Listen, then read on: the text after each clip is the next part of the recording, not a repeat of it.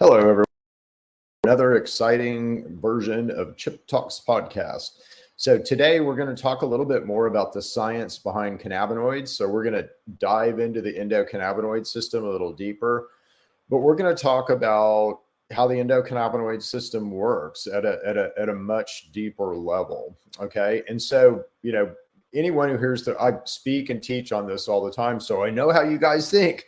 So, and usually anyone who hears the word endocannabinoid system is going to go right to cannabis, right? So they're going to go right to, oh, well, you're just Chip. You're trying to sell me some kind of cannabis thing or some kind of CBD product or something. You're not talking to me about a real thing. You're talking to me about some made up system that the, hippies made up to sell marijuana. It's like, no, that is so not the case. In fact, the endocannabinoid system is common to most life on the planet. If you have a cat, your cat has an endocannabinoid system. If you have a dog, your dog has an endocannabinoid system. If you have a lizard, if you have a fish, anything with a spine has a very robust endocannabinoid system. And in fact, if you drill this down to the cellular level, we're all just a collection of cells, all of those things. And most of those things I just mentioned are a collection of eukaryotic cells. Eukaryotic cells all have very robust endocannabinoid systems.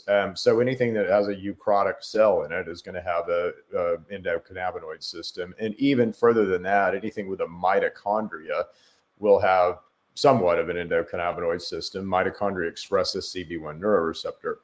So this endocannabinoid system is about way more than marijuana and cannabis. It's about how you work. It's literally your master regulatory system.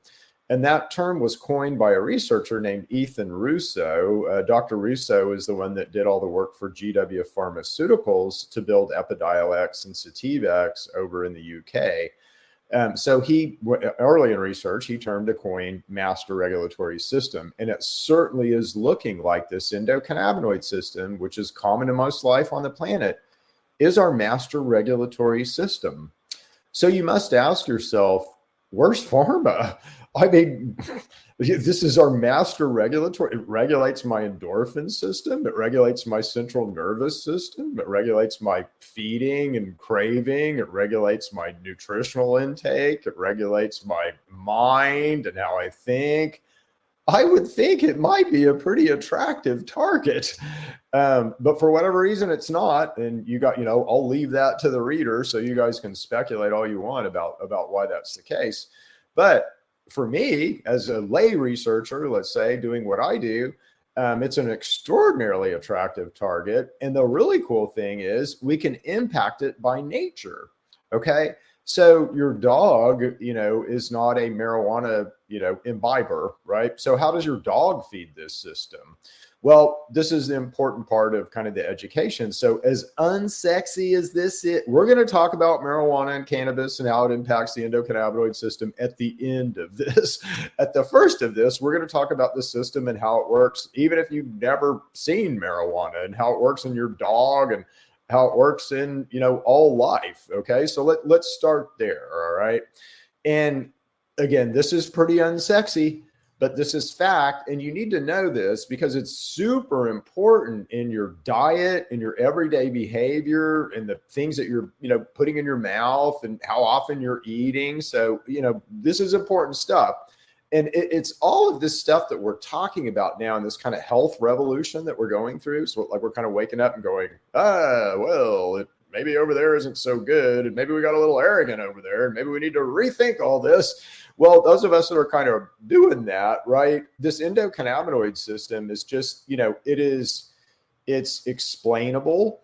It's logical. If you're 3 years old, I can teach this to you, right? So it's explainable. It's logical. But the best thing about it is you can impact it with nature. And certainly we impact it with food, as your dog does, as your fish does, as your butterfly does. Okay. So we impact this with food. So we have this system inside of us called the endocannabinoid system. How do we feed it? How do we normally and naturally feed it? So what are the sources of cannabinoids? All right. Yeah, again, this gets a little unsexy, but this is super important to talk about because none of you guys are eating these things right now. So omega-3 fatty acids, and omega-3 fatty acids are a type of polyunsaturated fat, as this says. But the biggest thing about this, and I want you to really see this, is that since the human body can't produce omega-3s, these fats are referred to as essential fats, meaning that you have to get them from your diet. Your body can't make omega-3 fatty acids. You have to put omega-3 fatty acids in your mouth. And we'll talk about how these turn into endocannabinoids in a second. But I just want to go through these types of fats, because fats are where endocannabinoids are built. So I want to go through the types of fats first, and then we'll go through kind of how endocannabinoids get built from these fats. But again, this is cool because guess what? Just by eating more omega-3s, you can adjust this side of your endocannabinoid system. So if I just feed you chia seeds, it's going to help this side of the endocannabinoid system. So omega-3s are a part of the requirements for the endocannabinoid system. And we'll talk about the cannabinoid or the endocannabinoids you build from those in a second. It's confusing, all these terms, isn't it? We'll talk about those in a second too. So omega-3s, omega-6s are also essential, meaning that you have to eat them. You have to obtain them from diet. Your body can't make them. And omega-6s make one of your major endocannabinoids. And then omega-9 fatty acids. So these are things, monounsaturated fats. Again, your body will somewhat kind of reclaim and remake these, so they're not as essential as the omega-3 and omega-6 fatty acids, but they are very important, and they're very important in your endocannabinoid system. In fact, these are the guys that if you're not eating omega-9 fatty acids, you will never feel full. Your satiety molecule is built from basically these fats, okay? So it's important that we eat them. All right, so now I want to talk a little bit about arachidonic acid. So your main endocannabinoid inside of you that's built from these dietary fats is something called anandamide. But anandamide is in this kind of situation with arachidonic acid. So there's this whole arachidonic acid is converted into anandamide. Anandamide is then broken down into something by Pha and is reconverted back to arachidonic acid. So there's this loop that goes around with arachidonic acid. But that loop is competitive, right? So there's a lot of things vying for arachidonic acid to try to build your main endocannabinoid from it that's called anandamide.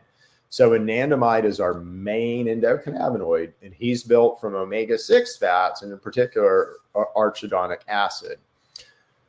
Okay, and that's what this is basically saying. So anandamide is built from arachidonic acid. So the endocannabinoids anandamide, AEA, and 2-arachidonic acid, which is kind of the other side of the equation, 2-AG, are arachidonic acid derivatives that are known to regulate human cardiovascular function, along with a bunch of other stuff. So just all that to kind of substantiate what I'm telling you. So this is a super important thing because, again, omega-3s build a lot of very important endocannabinoids, and in particular, these guys, right? So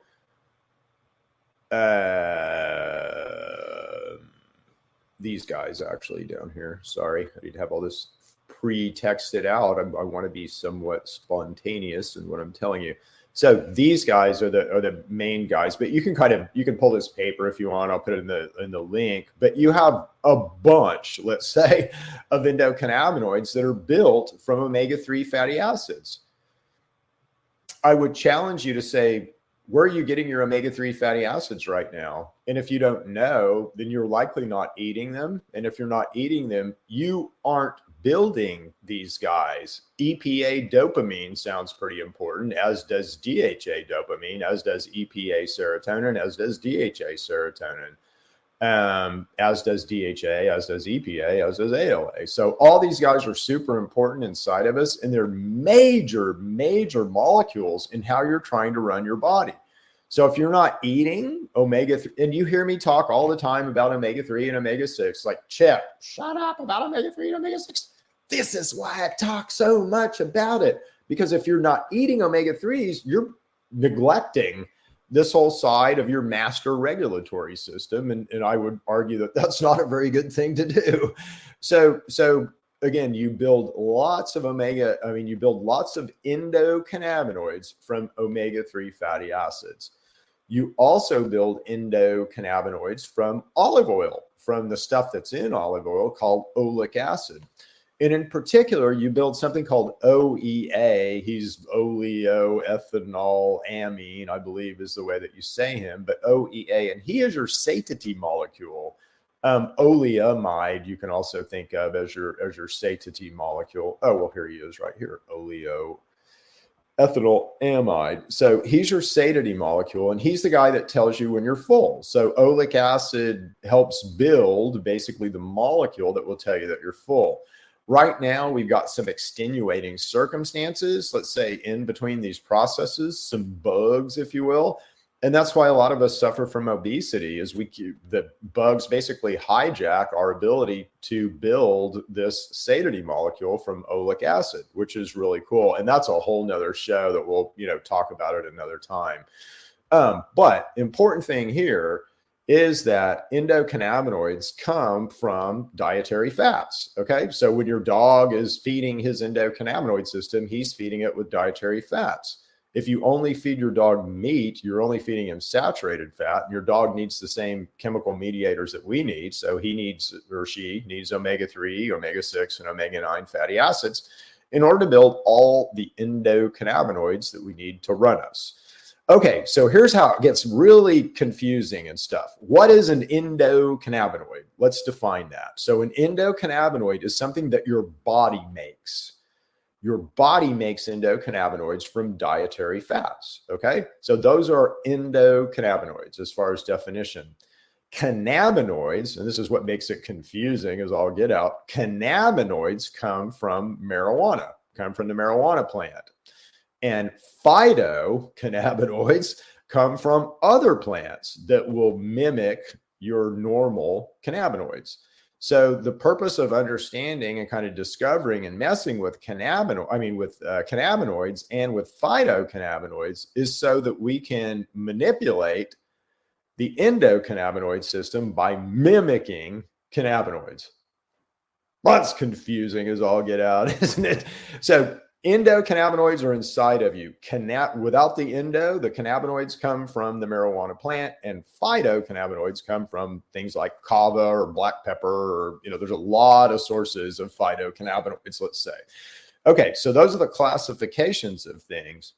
Well, inside your body, you've got these neuroreceptors, okay? And so all of this stuff, these cannabinoids and endocannabinoids and phytocannabinoids, matter because they have action at these neuroreceptors. Okay. So these neuroreceptors, and there's a bunch of them, so I won't get real complicated with them. Again, CB1 and CB2 are what most of us understand. So we'll talk about those, and we'll kind of talk about what those do and then what impacts those. There's a bunch of other ones. So GPR119 is something that participates in how you produce GLP-1, which is helps you feel full. It's the thing that Ozempic is trying to do, right? GPR55 is one. GPR120 is one. There's a whole bunch of endocannabinoid receptors, okay? All 9 of these things that you build from omega-3 fatty acids go to different places, like in your brain mainly, and they'll hit different receptor systems, but mainly they're playing in the endocannabinoid system. So, but CB1 and CB2 are the most important and, let's say, most expressed. Yeah, I guess I could say that. Always want to be scientifically accurate.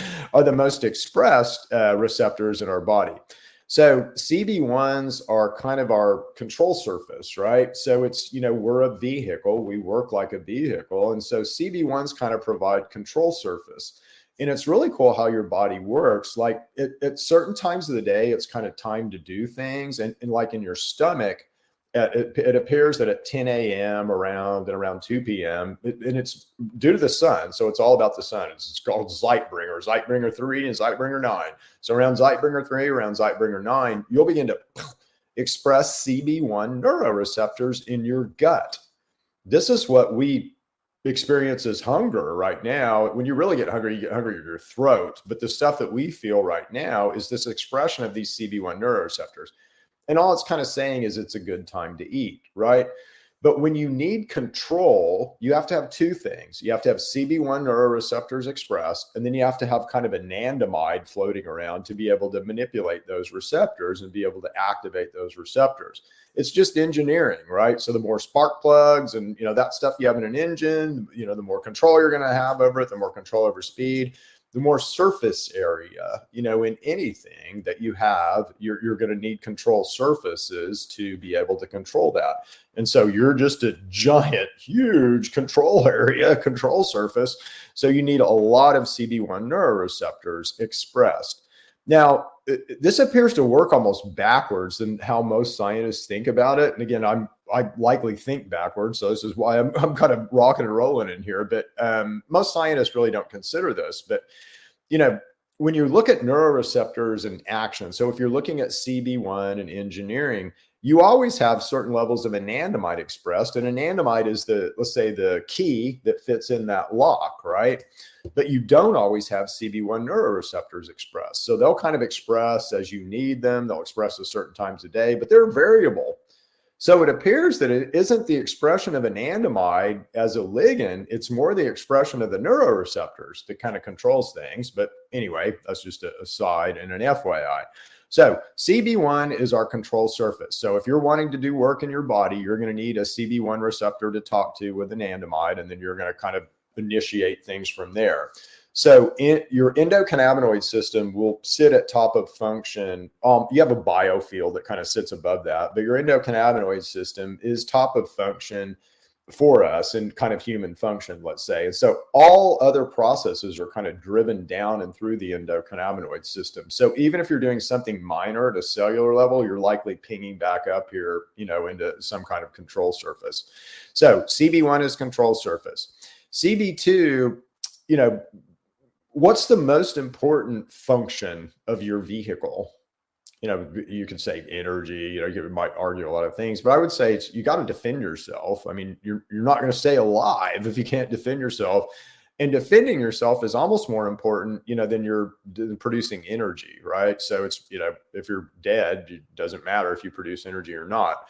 So defending yourself is super important. And as we've evolved, let's say up from lower life forms, we've developed a very robust immune system. And I mean, our immune system is robust. There is a lot to it. It's complicated. It's got two sides. It's got a kind of an innate killer side, and then it's got an adaptive kind of healer side. And, all that's very important and very critical when you're trying to defend yourself against, COVID or staph or, MRSA or, H. pylori or hook around and pinworms. So it's super important that you have a lot more, let's say, control and a lot more variable control in your immune system. And that's why you have another receptor, and he's called CB2. And so he's mainly performs in your immune system. He's mainly all about helping you with immune response and helping you defend yourself. He does have other functions, but for the most part, that's what he does. Okay, so now we know we've got all these effectors out here, right? So you've got internal effectors that you build from dietary fats. And this is why fats are so important, though, in our diet and why we need to pay attention to fat. Most of you guys will say, well, I eat meat, I eat chicken, pork, I eat different kinds of meat. I get plenty of fat. You get plenty of saturated fat. You get none of the other fats that I just discussed. You're not getting any omega-3 from beef. However, you would if that beef ate omega-3. Okay. So, and this is a way that we can alter our food sources. And there's lots of studies and research. So if you feed hemp to a cow, that cow's meat will contain omega-3 fatty acids. And those, as you eat that meat, those omega-3 fatty acids will be transferred to you. Okay. So, but it's super important that we pay attention to the types of fats that we eat. It is the most important thing that you put in your mouth. It feeds your master regulatory system. It is also your gasoline. And I get fat from meat. No, So we all need to be more conscious of this. And there's, if you go to our website, True Medics or Neighborly Wellness, there's tons of it. I talk about this all the time. If you guys haven't heard me talk about this, then you've been missing out. So I talk a lot about omega-3 and omega-6 fatty acids.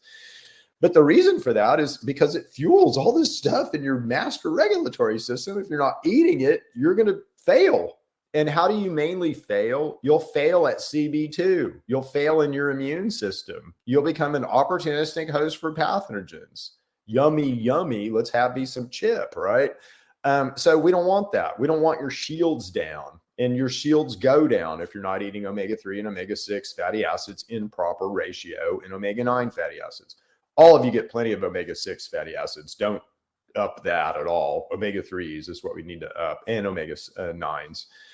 Okay, so that's how you normally feed the system. Well, let's say if we look at, let's say every single one of us right now, we all eat more omega-6s than omega-3s. So is there a strategy to kind of offset that? Let's say can I supplement into that using the endocannabinoid system and knowledge of that? Yeah. CBDs, THC to a certain degree. Again, phytocannabinoids, which come from other plants. So if you begin to look at black pepper, that's supplementing the CB2 side of your endocannabinoid system. Black cumin is supplementing CB2. Anything with beta-caryophyllene in it is supplementing the CB2 side of your endocannabinoid system. And there's so many foods with beta-caryophyllene in them. It's amazing. So lots of things in nature impact, let's say, the immune side of our endocannabinoid system. When you get to the control surface side, there's a lot of things that help us regulate that side in nature. So CBD would be one thing. So CBD is something called a FAW inhibitor. So it plays around with this recycling of anandamide and arachidonic acid and all that. And so it basically will give you access to more anandamide. So it kicks up your ability to use CB1. But it's hard to find CB1 effectors in nature. And I'm going to talk about THC in a second and why it's so critical, as far as a drug development, as far as manipulating the system, as far as all kinds of things, right? But there are other sources of CB1 effectors in nature. Just most of them aren't as psychoactive as THC. So if I give it to you, you'll go, oh, well, it doesn't feel like THC, so it's not affecting my CB1 neuroreceptor. And things do; they're just not psychoactive. So there's some stuff in kava. So if any of you guys are kava fans, there's a molecule in kava called yanganin. And yanganin is a CB1 effector. And there's other things in nature. You guys can, it's kind of fun to find them, but there's not that many. There's tons of CB2 effectors in nature. And there are lots of FAW, inhibitors in nature that will affect the CB1 side of things. So lots of stuff in nature, but let's go to cannabis now. So the way that you work naturally in this endocannabinoid system has nothing to do with cannabis. It's fed with dietary fats. You manage it with dietary fats, and you can supplement with other plants, right? So anything with beta-caryophyllene in it's going to supplement CB2, some CB1 effectors in nature. So plants will enhance this system, and almost every plant has some kind of endocannabinoid action or lesser action that's not poisonous, let's say. So certainly medicinal plants, if you look those up, you'll see what actions they have in the endocannabinoid system. Okay, so that's nature. That's the way that you're built to live in the wild. We feed this system with dietary fats. We supplement it with this other stuff from nature, but it's absolutely a natural driven system, okay? And this is what's so cool to practitioners like me, because I can get in the middle of this with all kinds of plants. And if I have knowledge, I have there's way more power and safety even than pharma, okay? So hopefully you're getting that, and hopefully you're understanding that. So now let's look at cannabis, though, and let's look at how cannabis affects the endocannabinoid system. So cannabis has things in it called cannabinoids, right? And most of us are familiar with THC. So THC is a cannabinoid. CBD is a cannabinoid. THC and CBD are really not natural molecules in the cannabis plant, that they come from the acidic sources of those called THCA and CBDA. It turns out THCA and CBDA all come from a master molecule called CBGA. Okay, so all cannabinoids come from CBGA. Just like all, and it's the same process. These are like steroids and hormones, just like all your steroids and hormones come from cholesterol. Okay. So in cannabis, it's kind of master cholesterol, if you will, although it's not cholesterol, it doesn't work that way. Stigmasterol is the thing in plants, but your master molecule, let's say for all the cannabinoids, is CBGA. But all these guys are in acidic form in the plant. And it turns out that medically, the acidic forms are more pharmacologically active. They're not psychoactive, so they're not going to, let's say, make you feel high, but that medicinally, pharmacologically, they are more active, which is awesome. So when you look at medicinally using cannabis, raw, juicing it raw, raw plants, super good, super healthy. Now, if you have a particular condition, and this is where we get into more pharmaceuticals, really, a pharmacist would tell you that this is the way that they think. So let's say you have someone who's super depressed. And again, why are they depressed? Likely because they're disbalanced omega-3, omega-6. It's messed up their gut biome. And they're kind of stuck. That's the why. And likely it's pathogenic in some reason. But again, if you want to get in the middle of that and immediately try to correct that, one way to do that is THC. So THC will help a depressive. THC will not help someone who's real anxious. It'll make them way worse. But someone who's Eeyore, right? Oh, it's another day. I guess the sun might come up, it might not. And, people who are depressive, right? Very low affect, depressive. So THC, it helps those people a lot. It changes their life, honestly. So THC is a very good individual supplement for certain things. And it's a very powerful impactor of our CB1 neuroreceptor. So it's a way to kind of get in the middle of anandamide CB1, let's say, action. So I can kick up, let's say, the abilities of certain things by using THC. Now, THC also has this is a big secret. So don't tell anybody. Oh, it looks like we're having some kind of Facebook difficulty. So, sorry, Facebook, you don't get this secret. You're going to have to go to YouTube for this one or Buzzsprout. So this is kind of a secret, but, pharmacologically active things. Oh, well, okay. Well, I won't tell that secret. I guess I'm not supposed to. So we'll come back to that another time. But anyway, so you've got lots of things that will impact your CB1 and CB2 neuroreceptors in nature. I'll tell you. So, THC is a really interesting thing. So inside of your body, when your body is hitting a CB1 neuroreceptor and it's trying to, let's say, send a signal out to do something, the way that it impacts your CB1 neuroreceptor is different than how THC affects your CB1 neuroreceptor. THC is very cellular specific. So you don't create a lot of cascade when you're using THC. You create a lot of very individual cell specific action.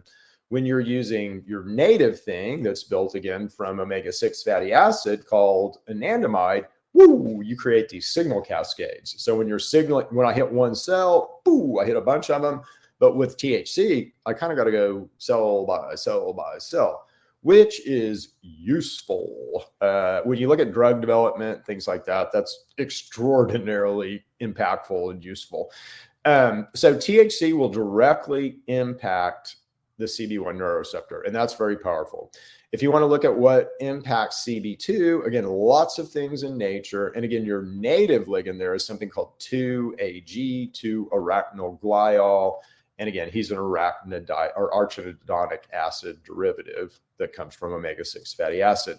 So you have a natural way to run this system. You do that every day. You do that by how you eat. You do that by the things that you put in your mouth.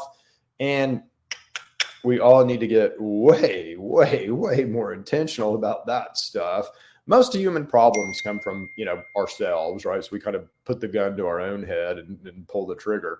By our diet. So we need to get a lot more conscious about our diet because it feeds this endocannabinoid system, which is our master regulatories. We're pretty conscious about the type of gas we put in our car. I mean, I'm not going to go put a bunch of, sugary gas in my car because it's easier. I'm going to go, I'm going to likely shop for the best price. but I'm going to find the best, let's say price quality thing that I can find to put gas in my car. None of us do that with our food right now. Not one of us. And we all kind of need to get better about that. Okay.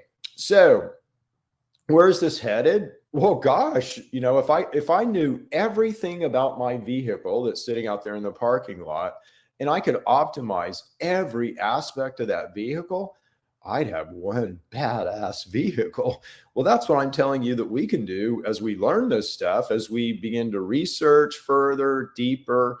We can begin to further understand this vehicle, and we can optimize this vehicle. And we're so far from that now. I mean, we're in the toilet. We're as much in the sewer and the muck as we possibly can be. And we're, naive and ignorant and kind of in the dark. So hopefully I'm giving you guys a little bit of flashlight, because we need to get out of that. And we need to get out of that for our own good, for our kids' good.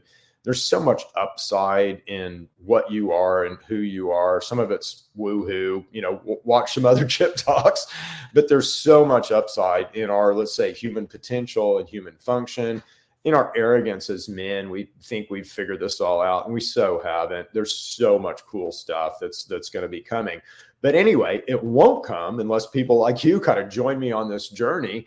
Help us, promote us, buy our product. That's the best way you can kind of help us, but also amplify when I'm telling you. Go figure, surely Chip's telling me wrong stuff. Strip the bark off of it.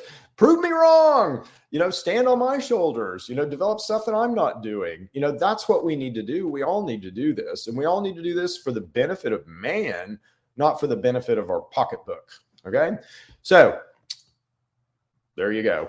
More about the endocannabinoid system. We'll continue this deep dive. And again, if you wanted a deeper dive on 0306 and, that balance, I've done a lot of videos about that. So just go out to Chip Talks podcast.